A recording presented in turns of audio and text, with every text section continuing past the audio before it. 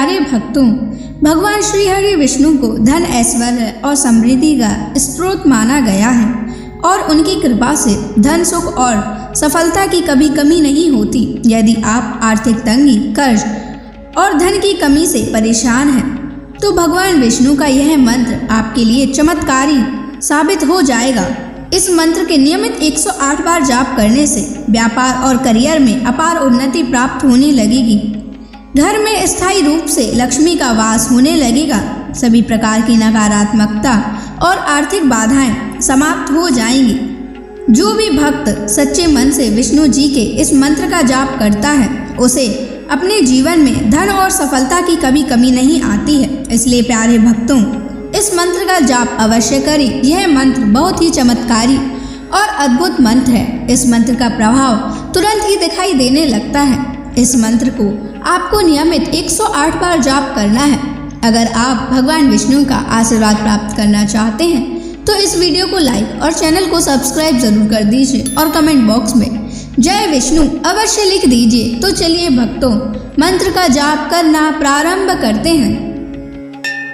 ओम नमो भगवते वासुदेवाय धनम मे देहि शीघ्रम्।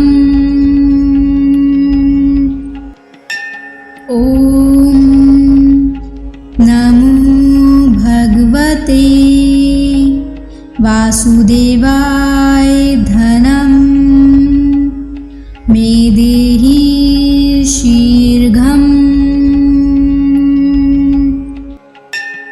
ओम नमो भगवते वासुदेवाय धनम मे देहि शीघ्रम्। ओम नमो भगवते वासुदेवाय धनम मे देहि शीघ्रम्। ओम नमो भगवते वासुदेवाय धनम मे देहि शीघ्रम्। ओम नमो भगवते वासुदेवाय धनम मे देहि शीघ्रम्। ओम नमो भगवते वासुदेवाय धनम मे देहि शीघ्रम्। ओम नमो भगवते वासुदेवाय धनम मे देहि शीघ्रम्। ओम नमो भगवते वासुदेवाय धनम मे देहि शीघ्रम्। ओम नमो भगवते वासुदेवाय धनम मे देहि शीघ्रम्। ओम नमो भगवते वासुदेवाय धनम मे देहि शीघ्रम्। ओम नमो भगवते वासुदेवाय धनम मे देहि शीघ्रम्।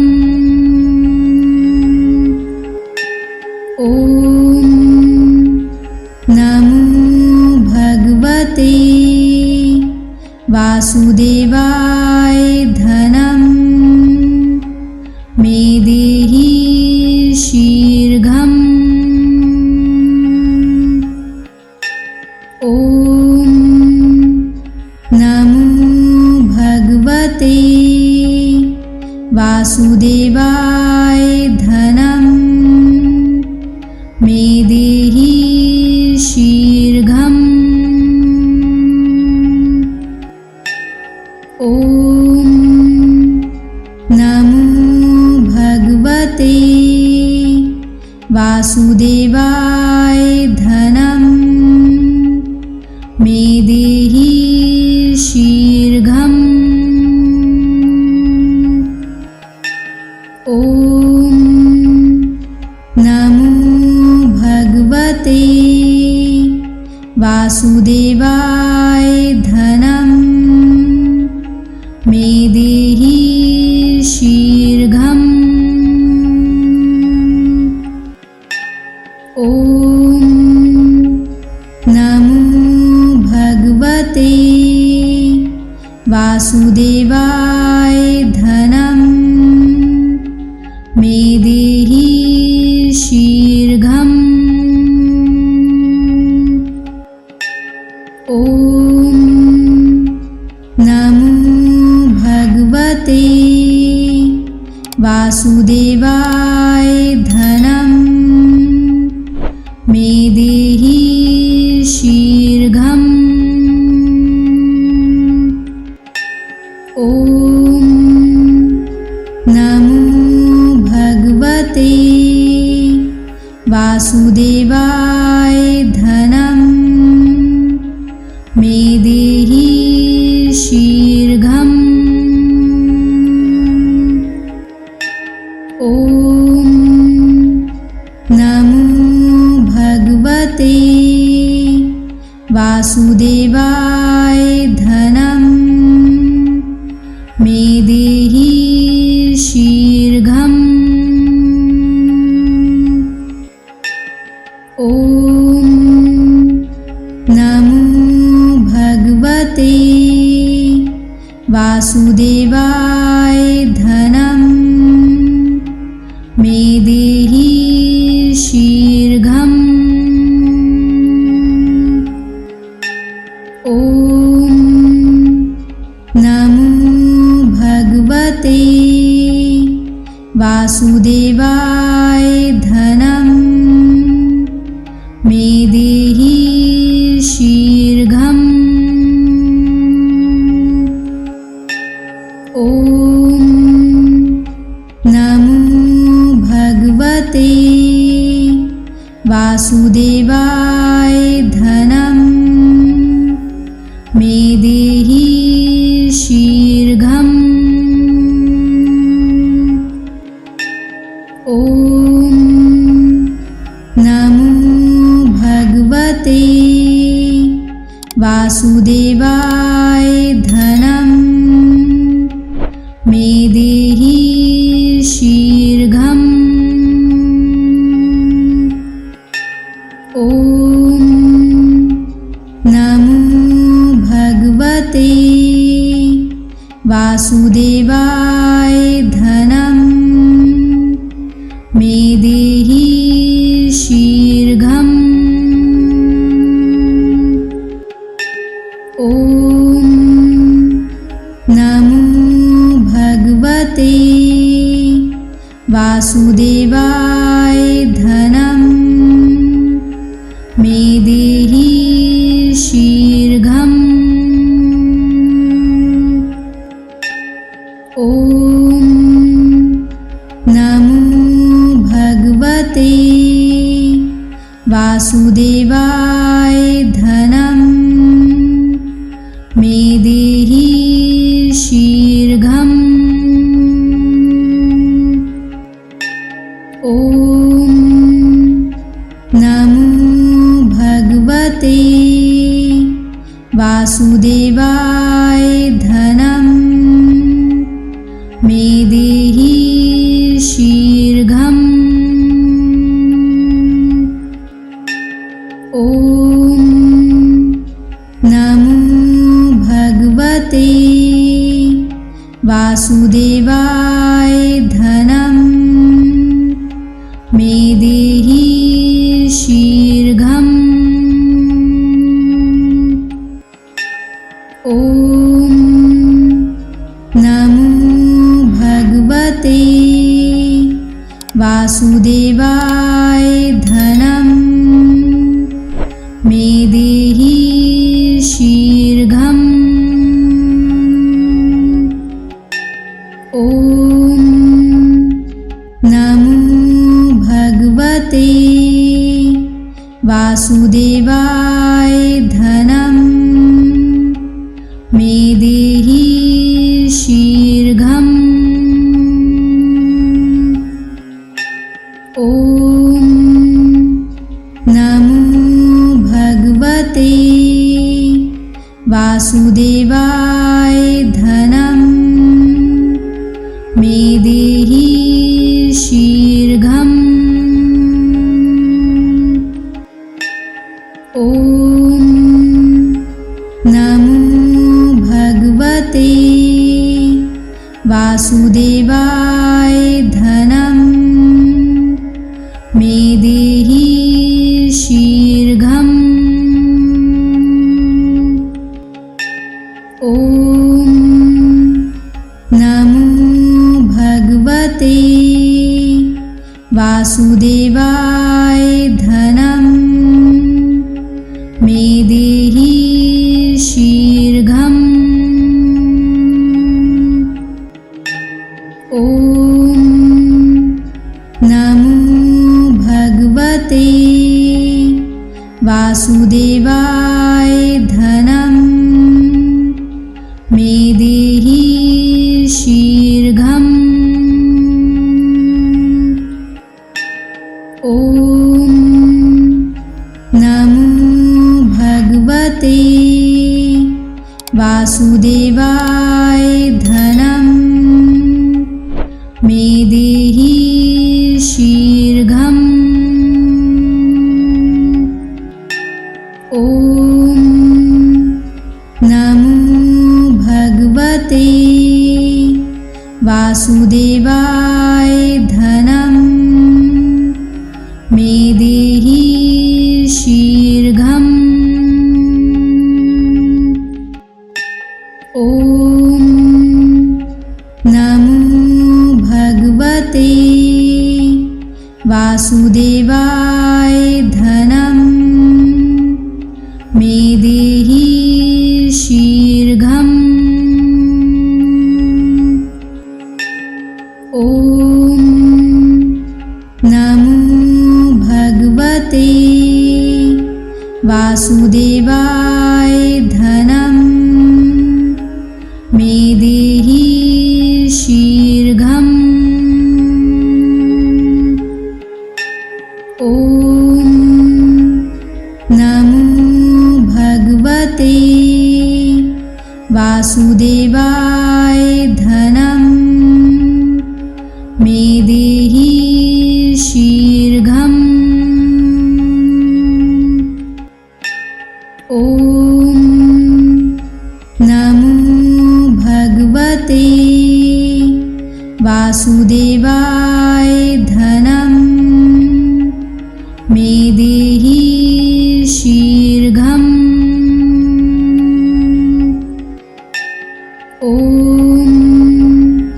नमो भगवते वासुदेवाय धनं मे देहि शीघ्रम्। ॐ नमो भगवते वासुदेवाय धनं मे देहि शीघ्रम्। ॐ नमो भगवते वासुदेवाय धनं मे देहि शीघ्रम्। ॐ नमो भगवते वासुदेवाय धनं मे देहि शीघ्रम्।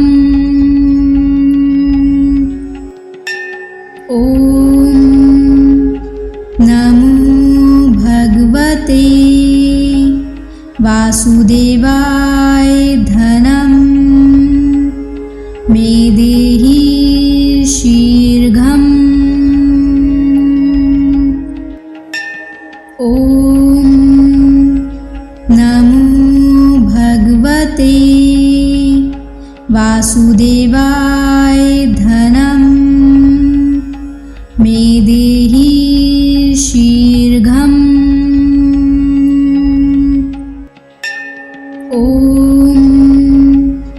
नमो भगवते वासुदेवाय धनं मे देहि शीर्घम्। ॐ नमो भगवते वासुदेवाय धनं मे देहि शीर्घम्। ॐ नमो भगवते वासुदेवाय धनं मे देहि शीर्घम्। ॐ नमो भगवते वासुदेवाय धनं मे देहि शीर्घम्। ॐ नमो भगवते वासुदेवाय धनं मे देहि शीर्घम्। ॐ नमो भगवते वासुदेवाय धनं मे देहि शीर्घम्। ॐ नमो भगवते वासुदेवाय धनं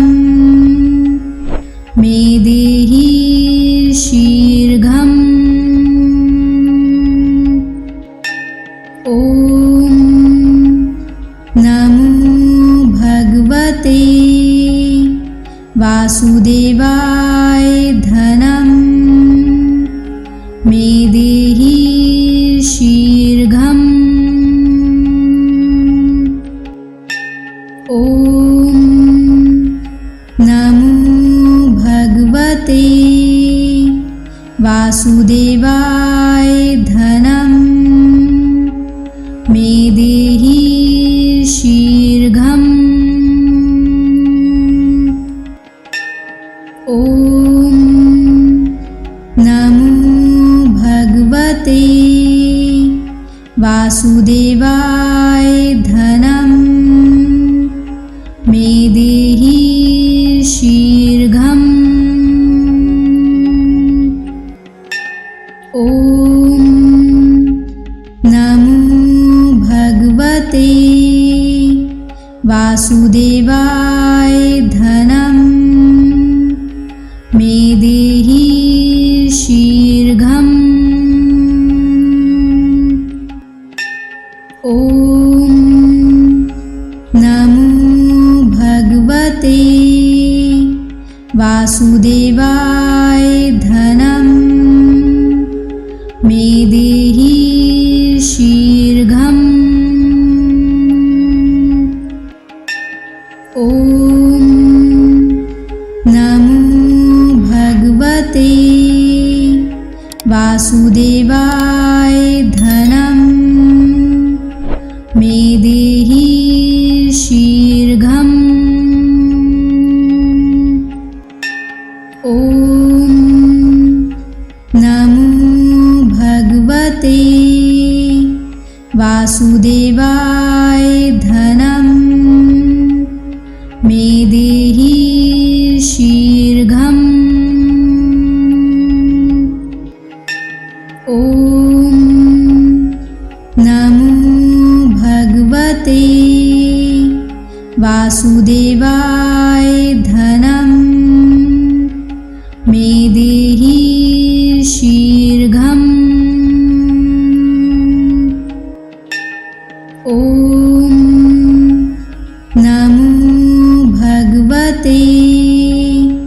वासुदेवाय धनं मे देहि शीघ्रम्। ॐ नमो भगवते वासुदेवाय धनं मे देहि शीघ्रम्। ॐ नमो भगवते वासुदेवाय धनं मे देहि शीघ्रम्। ॐ नमो भगवते वासुदेवाय धनं मे देहि शीघ्रम्। ॐ नमो भगवते वासुदेवाय धनं मे देहि शीघ्रम्। ॐ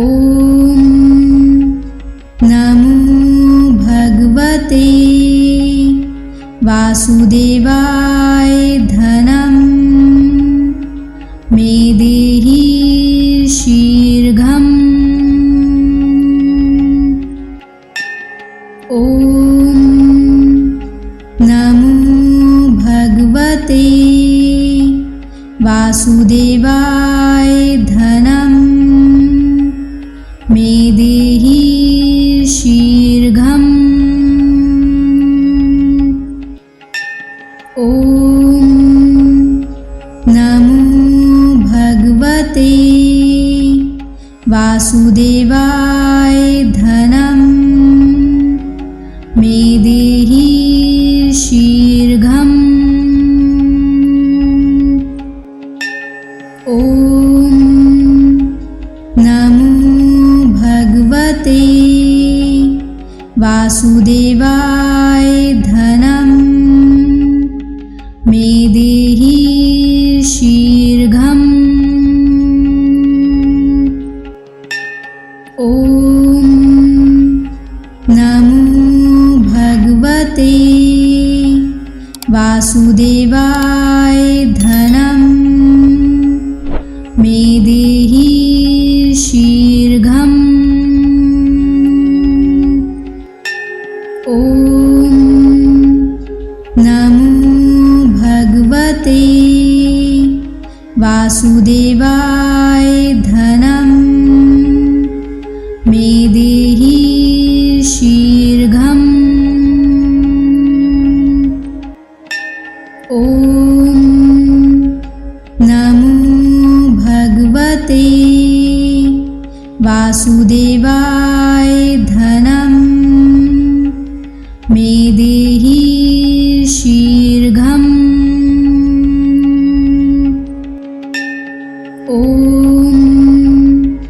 नमो भगवते वासुदेवाय धनं मे देहि शीघ्रम्। ॐ नमो भगवते वासुदेवाय धनं मे देहि शीघ्रम्। ॐ नमो भगवते वासुदेवाय धनं मे देहि शीघ्रम्। ॐ नमो भगवते वासुदेवाय धनं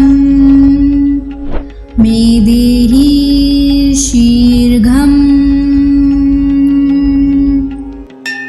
ॐ नमो भगवते वासुदेवाय धनं मे देहि शीघ्रम्। ॐ नमो भगवते वासुदेवाय धनं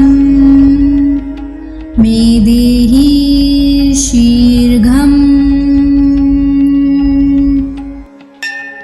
ॐ नमो भगवते वासुदेवाय धनं मे देहि शीघ्रम्। ॐ नमो भगवते वासुदेवाय धनं मे देहि शीघ्रम्। ॐ नमो भगवते वासुदेवाय धनं मे देहि शीघ्रम्। ॐ नमो भगवते वासुदेवाय धनं मे देहि शीघ्रम्। ॐ नमो भगवते वासुदेवाय धनं मे देहि शीघ्रम्। ॐ नमो भगवते वासुदेवाय धनं मे देहि शीघ्रम्। ॐ नमो भगवते वासुदेवाय धनं मे देहि शीघ्रम्। ॐ नमो भगवते वासुदेवाय धनं मे देहि शीघ्रम्। ॐ नमो भगवते वासुदेवाय धनं मे देहि शीघ्रम्। ॐ नमो भगवते वासुदेवाय धनं मे देहि शीघ्रम्। ॐ नमो भगवते वासुदेवाय धनं मे देहि शीघ्रम्। ॐ नमो भगवते वासुदेवाय धनं मे देहि शीघ्रम्। ॐ नमो भगवते वासुदेवाय धनं मे देहि शीघ्रम्। ॐ नमो भगवते वासुदेवाय धनं मे देहि शीघ्रम्। ॐ नमो भगवते वासुदेवाय धनं मे देहि शीघ्रम्। ॐ नमो भगवते वासुदेवाय धनं मे देहि शीघ्रम्। ॐ नमो भगवते वासुदेवाय धनं मे देहि शीघ्रम्। ॐ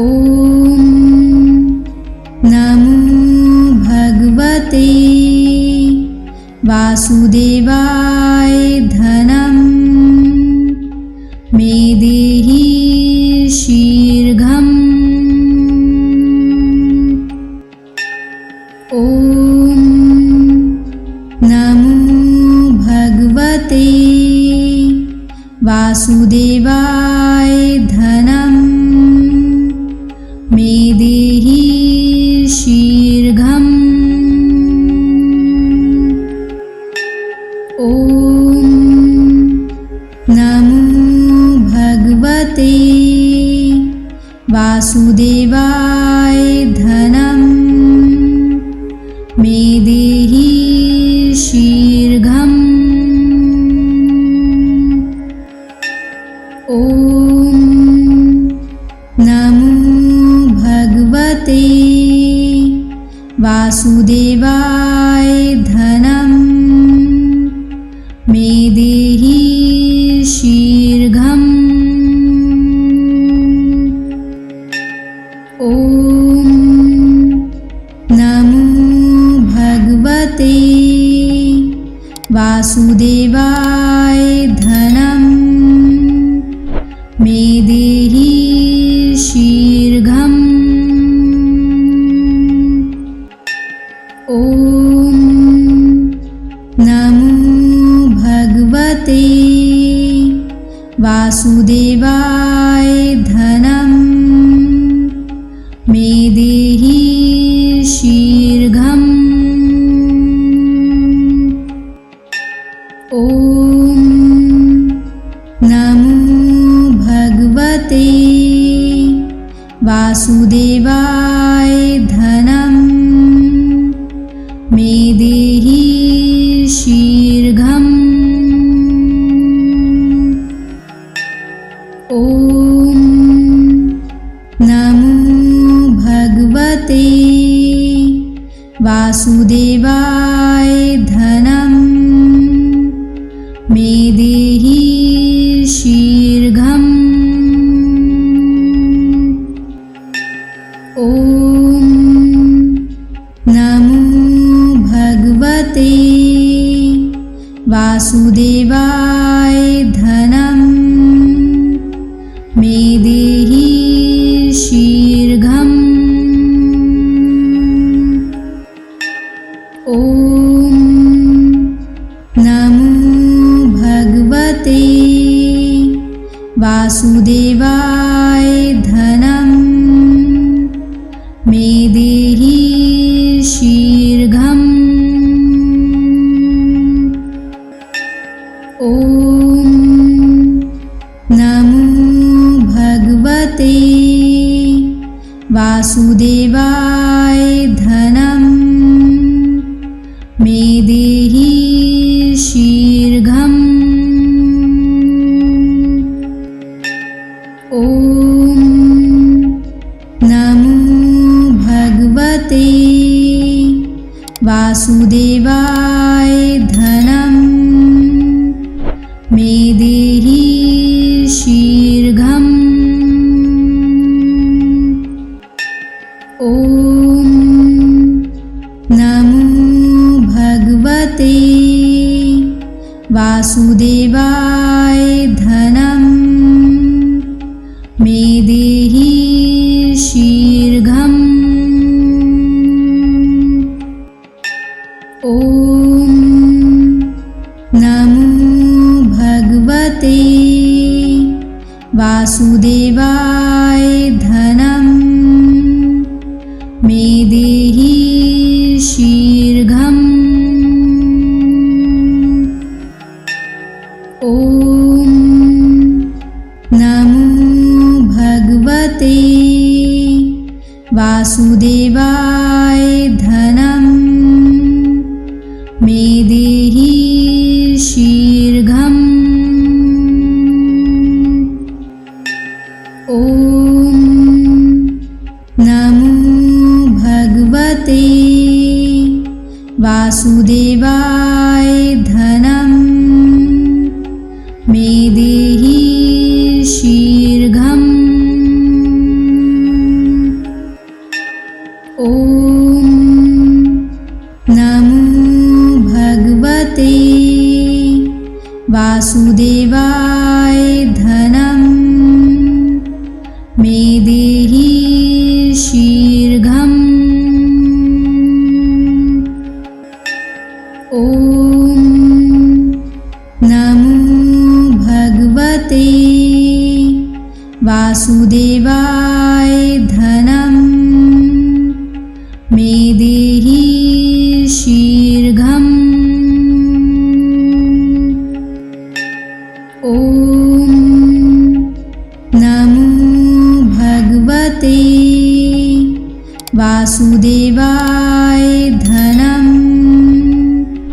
मे देहि शीघ्रम्। ॐ नमो भगवते वासुदेवाय धनं मे देहि शीघ्रम्। ॐ नमो भगवते वासुदेवाय धनं मे देहि शीघ्रम्। ॐ नमो भगवते वासुदेवाय धनं मे देहि शीघ्रम्। ॐ नमो भगवते वासुदेवाय धनं मे देहि शीघ्रम्। ॐ नमो भगवते वासुदेवाय धनं मे देहि शीघ्रम्। ॐ नमो भगवते वासुदेवाय